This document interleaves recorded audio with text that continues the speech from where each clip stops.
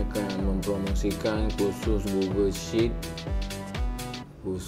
Sheet, pengkhususan untuk work with data. Ini detail sikit lah, belajar Google Sheet yang detail sikit. Khusus akan diadakan sempena minggu National Training Week NTW tahun 2025. Khusus akan dijalankan pada 18 hari bulan Jun 2025, bermula 8.30 pagi.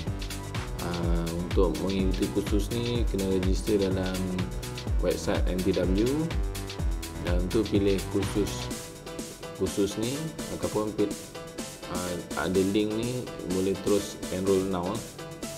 Okey,